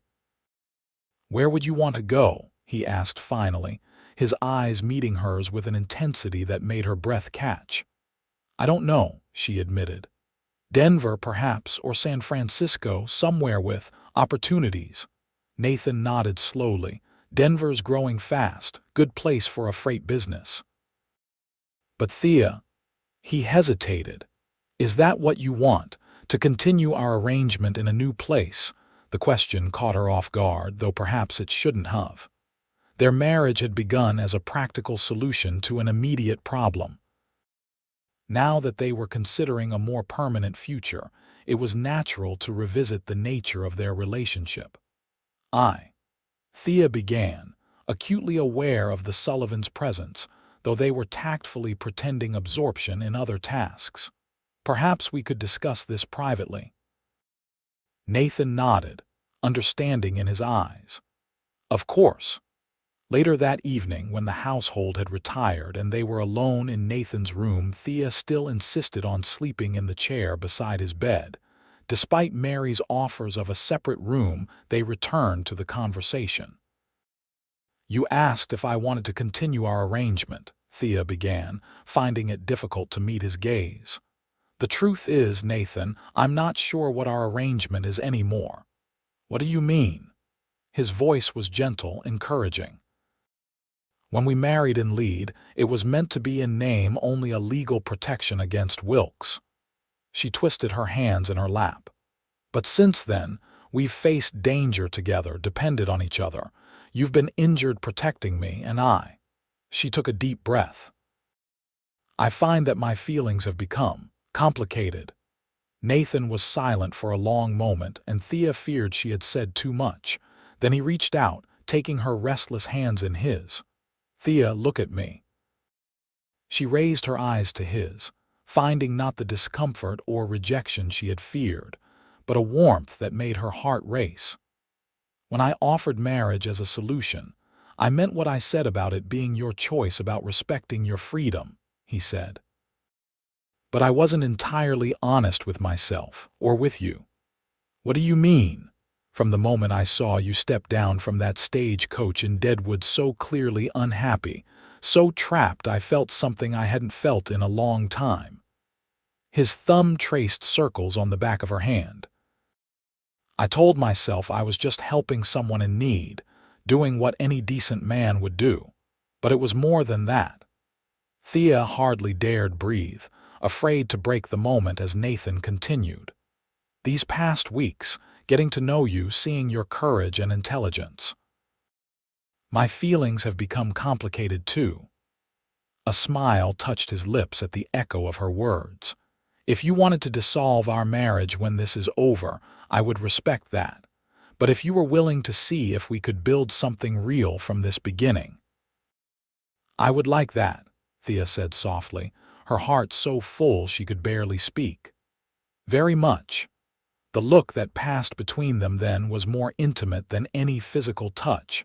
Something was shifting, transforming their marriage of convenience, evolving into something deeper, truer. Nathan raised her hand to his lips, pressing a gentle kiss to her knuckles. "Then wherever we go next, we go as true partners. Husband and wife in more than just name." "Partners," Thea agreed, liking the sound of the word and all it implied. The next morning brought an unexpected development. Tom Sullivan returned from a trip to the nearest settlement with a newspaper from Deadwood and a grave expression. "You both need to see this," he said, spreading the paper on the table where they were having breakfast. The headline jumped out immediately. "Mining magnate Bartholomew Wilkes dead." Nathan took the paper, reading aloud for Thea's benefit. "Bartholomew Wilkes, prominent businessman and owner of several productive mines in the Black Hills, was found dead in his Deadwood home yesterday morning. Initial reports suggest he suffered a stroke or heart failure, though the coroner has yet to make an official determination. Wilkes, aged 58, was a founding member of the Deadwood Business Association and a significant force in the development of the mining industry in Dakota Territory. He is survived by no immediate family." Silence fell as the implications of the news sank in. Thea felt a complex mixture of emotions: relief, certainly, but also a strange sadness for a man whose life had ended in such solitude, with no immediate family to mourn him. "This changes things," Nathan said finally, looking up from the paper to meet Thea's eyes. "Yes," she agreed. "But we still need to decide what happens next." The threat from Wilkes might be gone, but the questions about their future remained. If you wanted to return to Deadwood. Nathan began cautiously. "You want to?" Thea asked, studying his face. He considered for a moment. "My business is there, my cabin, but after everything that's happened." He shook his head. "It would be understandable if you wanted a fresh start elsewhere." Thea reached across the table to take his hand. "Nathan, these past weeks have taught me that home isn't a place, it's the people you share it with. Deadwood, Denver, San Francisco. It doesn't matter to me as long as we're together." The smile that spread across his face then was like sunrise breaking over the hills. "Together it is, then. Partners." "Partners," she echoed, her heart full. They remained at the Sullivan Ranch for another week, allowing Nathan to regain his strength fully before undertaking the journey back to Deadwood. The time was well spent. Thea and Mary Sullivan developed a warm friendship, while Tom helped Nathan plan for their return and the future of his freighting business. When they finally departed, it was with promises to visit again soon and an open invitation for the Sullivans to stay with them whenever they came to Deadwood. "Take care of each other," Mary said, embracing Thea warmly. "And remember, you always have friends here if you need them." "Thank you," Thea replied, blinking back unexpected tears. "For everything." The journey back to Deadwood was uneventful, a welcome change after their dramatic flight from the town weeks earlier. They traveled by wagon, taking their time, stopping to camp under the stars each night. These evenings beside the campfire were perhaps Thea's favorite part of the journey, talking late into the night, learning more about each other, planning their future together. Their relationship was evolving, growing deeper with each passing day. The tentative acknowledgement of feelings they had shared at the Sullivan Ranch blossomed into something more profound. Nathan's kisses, once respectfully restrained, became more intimate, more passionate. Yet he remained mindful of her comfort, never pushing beyond what she was ready for. "We have time," he would say, his blue eyes warm with promise. "All the time we need." When they finally arrived in Deadwood, the town seemed somehow changed, or perhaps it was they who had changed. The bustle and noise remained the same, but Thea viewed it all through new eyes, not as a place of confinement and unwanted obligation, but as a community where she and Nathan might build a life together. Drake's Freighting and Supply had survived their absence, thanks to the loyal employee Nathan had left in charge. After settling back into the business, they decided that Thea would indeed manage the books and correspondence, while Nathan would continue to handle the actual freight runs. They chose to live at Nathan's cabin rather than above the office in town, enjoying the privacy and peace it offered after the turmoil they had endured. Together, they made improvements to the small home, adding a proper kitchen garden that Thea tended with surprising enjoyment, expanding the bedroom, building shelves for their growing collection of books. As summer gave way to autumn, their marriage deepened in every sense. The last barriers between them fell away naturally, their physical union as right and inevitable as their emotional one had become. Thea discovered a passion within herself she had never suspected, matched perfectly by Nathan's tender strength. "I love you," he told her one evening as they lay tangled together before the fireplace, the first snow of the season drifting past the windows outside. "I think I have since that first day in Deadwood, when you looked so lost and determined all at once." "I love you too," Thea replied, the words coming easily now, though they had once seemed so difficult to speak. "More than I ever thought possible." Life in Dakota Territory was not always easy. Winter brought blizzards that isolated their cabin for days at a time. Spring thaws turned the roads to nearly impassable mud, challenging the freighting business. Summer brought its own trials in heat and occasional drought. Yet through it all, they faced each challenge together, the partnership they had spoken of that night at the Sullivan Ranch growing stronger with each passing season. Thea's confidence blossomed as she took on more responsibility in the business, eventually expanding their services to include a postal contract that significantly increased their profits. News came occasionally from Boston. Her uncle had died, leaving his affairs in disarray. The family home had been sold to cover debts. Thea felt a momentary pang for the loss of her childhood home, but it was distant, like the echo of a storm long past. Her life was here now, with Nathan, in the home they had built together.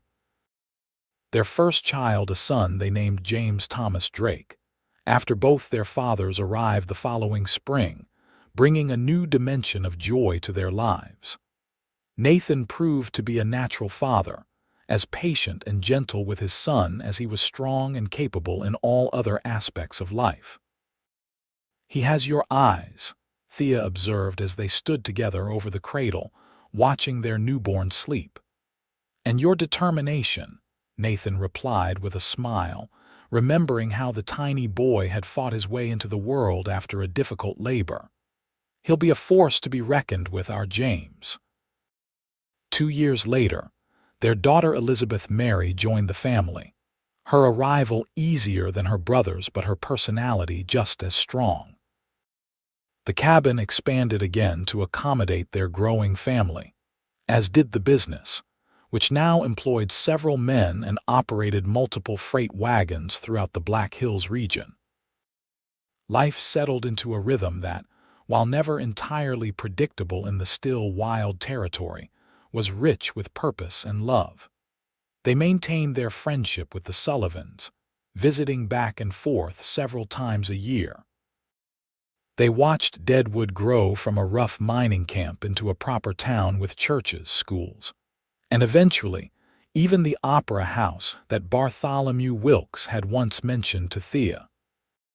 Sometimes, on quiet evenings when the children were asleep and they sat together on the porch of their now substantial home, Thea would marvel at the journey that had brought them to this point.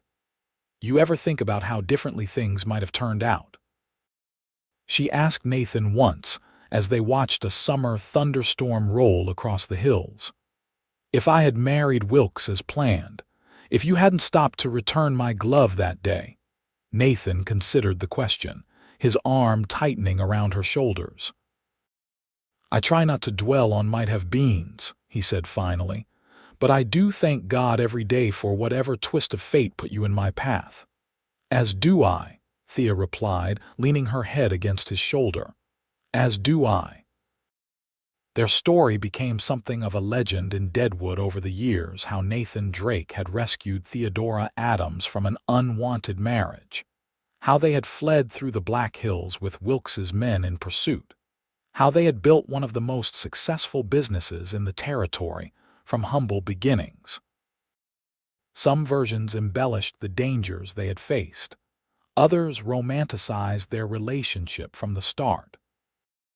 But the truth, as they knew it, was more powerful than any frontier tale, a story of choice and chance, of a marriage begun as convenience that blossomed into the deepest love either could have imagined.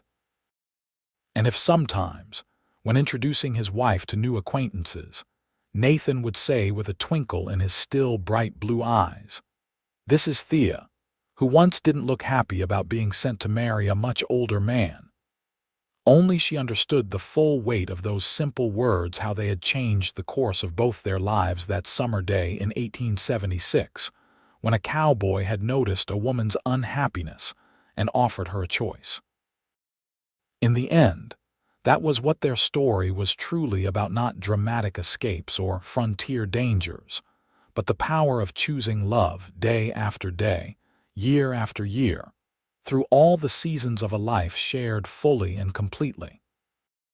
From a marriage of convenience had grown a union of souls, stronger and more enduring than either could have dreamed possible, when they had exchanged those first tentative vows in a small room at the Miners' Rest in Lead. And that, Thea reflected as she watched her husband teaching their son to ride in the meadow below their home, their daughter toddling after them with determined steps, was the greatest adventure of all.